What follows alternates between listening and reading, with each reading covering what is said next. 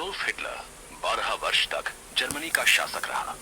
उसके शासनकाल की परिणति द्वितीय विश्व युद्ध में हुई, जिसमें लाखों लोग मारे गए।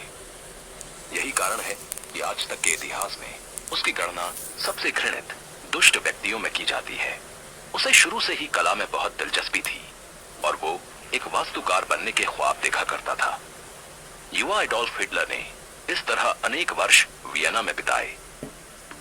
16 साल की उम्र में स्कूल छोड़ने के बाद उसने स्थानीय लोगों और पर्यटकों को चित्रित पोस्ट कार्ड बेचकर अपना गुजारा किया।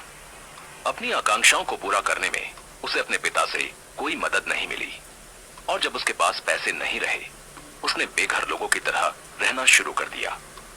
कुछ ऐसे प्रमाण मिले हैं जिनसे पता चलता है कि अनाथ आश्रम में रहने के दौरान उसे बहुत हद तक सामी जाति के विरुद्ध पक्षपात का सामना करना पड़ा, क्योंकि शहर में यहूदी समुदाय के लोगों की बहुतायत थी।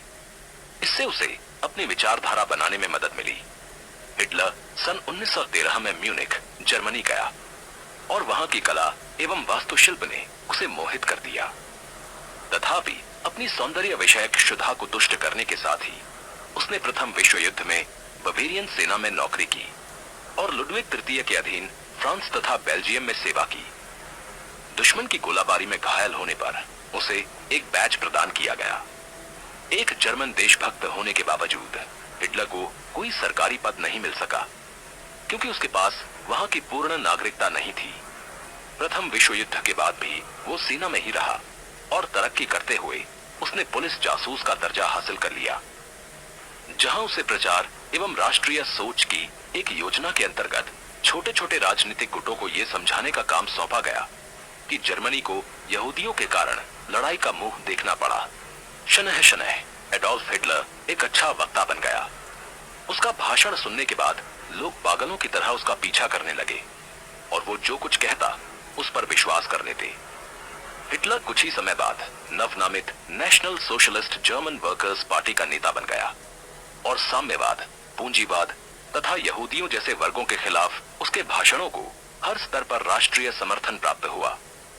हिटलर ने अपने अल्पकालिक कारावास के दौरान अपनी आत्मकथा मैन कैम्फ लिखवाई, जिसमें उसने बताया है कि जब वो कलाकार के रूप में प्रगति कर रहा था तो उसे किन किन परेशानियों से जूझना पड़ा, उसकी कला का किस तरह गलत अर्थ लगाया गया और कैसे उसकी राजनीतिक धारणाओं ने रूप लिया।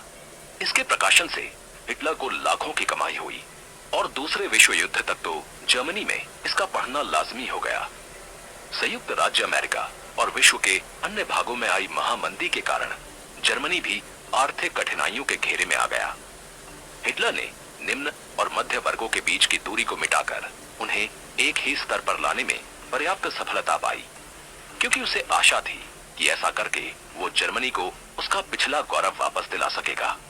उसकी पार्टी ने उसे एक पद सौंप दिया जिससे कि उसे जर्मन नागरिकता मिल जाए। फिर उसने अध्यक्ष पद के लिए चुनाव लड़ा।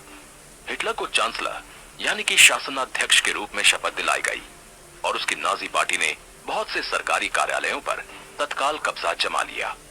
अंततः अनेक पार्टियों की पूरी मदद से हिटलर ने तानाशाह की गद्दी प्राप्त कर ली। उसने सेना को अपने नियंत्रण में ले लिया, जिस पर पहले किसी का अधिकार नहीं था।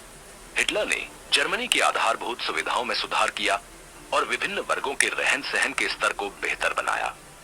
उसने अन्य यूरोपीय देशों को अपने अधीन करने और उसकी प्रगति के मार्ग में आने वाली किसी भी बाधा, विशेषकर यहूदियों को नेस्तनाबूद करने का अभियान छेड़ दिया। हिटलर ने जब पोलैंड पर हमला किया, किसी भी दूसरे देश ने उसे रोकने के लिए कोई खास कोशिश नहीं की। फ्रांस ने युद्ध की घोषणा तब की जब हिटलर नीदरलैंड पर आक्रमण कर चुका था, लेकिन तब तक बहुत देर हो चुकी थी और फ्रांस को शिकस्त खाने में जरा भी देर नहीं लगी। हिटलर ने फिर जापान का साथ देते हुए अमेरिका पर हमले की घोषणा कर दी और इस तरह दूसरे विश्व युद्ध के लिए जमीन तैयार हो गई। वर्ष 1939 और 1945 के बीच हिटलर की हार होने तक उसने और हेनरिच हिमलर ने मिलकर 1 करोड़ 10 लाख लोगों को जान से मरवा दिया, जिनमें 60 लाख से अधिक यहूदी थे। इसे सर्वनाश कहा गया है। रूस, ब्रिटेन और अमेरिका के म्यूनिख पर कब्जा कर लेने पर ही युद्ध समाप्त हुआ।